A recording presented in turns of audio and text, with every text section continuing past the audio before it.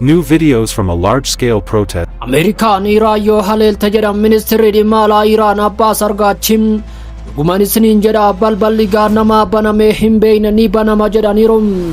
Halkan hin rafnem samiinis hin dukkanoofnem lafti immoo lafti hafuura ishee qabattee jirti. Sababni isaas yeroo seenan ilkaan qaratu callisuun balaatam. Magaalonni iyyaa jiru daandiin dhiigaan guutameeram. Dippiloomaasiin asaasaa jiram. Garuu misaayilonni qoonqoo isaanii qulqulleessaa jiru. Bakka tokkotti mormii fi dirree waraanaa gidduutti dhaadannoo fi saayiranii gidduutti gabatee cheezii addunyaa irratti balaa guddaatu raafamam. Mootonni akka jeneraalotaatti asaasum, jeneraalonni akka waaqatti asaasaa jiru. Namoonni nagaa immoo yaadannoo miila jalaa seenaa qalama diimaan barreeffame dubbisanii gubachaa jiru. Waashingiten meeshaa ishee diriirsaa jirti. Teheraan harka ishee walitti qabdee jirti. Akkasumas bahii giddu galeessaa naasuun kolfaa jiram. Sababni isaas kanaan dura fiilmii kana argee jiram. Xumurri isaas qaalaa turem. Kun oduu qofa miti. Kuni boottii lafa jiruuf somba isaa keessatti aariin tuulameedha. Har'as callisa ji'ootaa booda gaaddidduu booda akka qawwee fe'amee erga ture booda jeesseessa afaan Oromoo deebi'eera.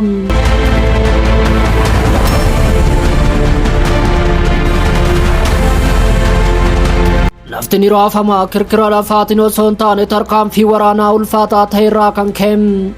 Iraan keessa isheen gubachaa yeroo jirtutti gaaddidduun gidduu seenummaa waraana biyya alaa yeroo kamiyyuu caalaa guddaa ta'e mul'achaa jira. Magaalota Iraan hunda keessatti daandiiwwan gara dirree waraanaatti jijjiiramaniiru. Aarri keessa Iraaniin iyyaa jiru. Akka gareewwan mirga namoomaa idil addunyaa jedhanitti mormii jeequmsaa Iraan waggoota dheeraaf argitee hin beekne kanaan namoonni gara 650 ajjeefamaniiru. Wanti aarii uummataa ta'ee jalqabe amma wallabdee dhiigaa ta'eera. Ijaa fi meeshaa waraanaa humnoota addunyaa harkiseera. Waashingiten irraa Doonaald Tiraamp akeekkachiisa isaanii balaa guddaa geessisu kennaniiru.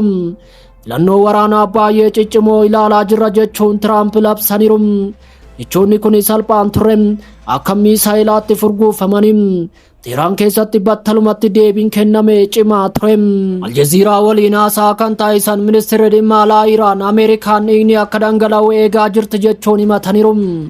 Jeequmsi kun akka sababaatti gidduu seenuuf itti fayyadamaa jira jechuunis qeeqaniiru. Iraan yoo tuqamte abidda diinota ishee balleessuuf oomishte hunda akka fayyadamtus akeekkachiisaniiru. Ameerikaan Iraan yoo haleelte jedhan ministeerri dhimma alaa Iraan Abbaas Argaachim dhugumaan isiniin jedham balballi gaannamaa banamee hin beekne ni banama jechuunis sodaachisaniiru. Mormii yeroo hammaachaa jirutti hoogganaa olaanaan Iraan akeekkachiisa nama qabbaneessu kennaniiru. Mormitoota qofaaf osoo hin taane Waashingiten mataa isheetiif diinonni biyya alaa ilaalaa jira jechuun gidduu seenuun kamiyyuu deebii argatam. Ergaan isaas ifa jedhaniiru. Iraan yeroo kana akka qormaata abbaa biyyummaatti ilaalaa jirti. Gama biraatiin ammoo xiinxaltoonni waraanaa haleellaan tokko guutummaa naannichaatti abidda qabsiisuu akka danda'u akeekkachiisu. Strait of Hormuz irraa kaasee haga daangaa Israa'el buufata USA Iraaq keessatti argamu irraa kaasee haga galoo galaanaatti. Kuni kana booda mormii qofa miti. Kuni waa'ee aangoo of tuulummaa fi qophii waraanaati. Gaafiin amma addunyaa hawwachaa jiru salphaadha garuu baay'ee sodaachisaadha. Ameerikaan tarkaanfii fudhatti moo Iraan yeroo kamiyyuu akka hin jilbiiffanne mirkaneessuuf dursitee rukutti.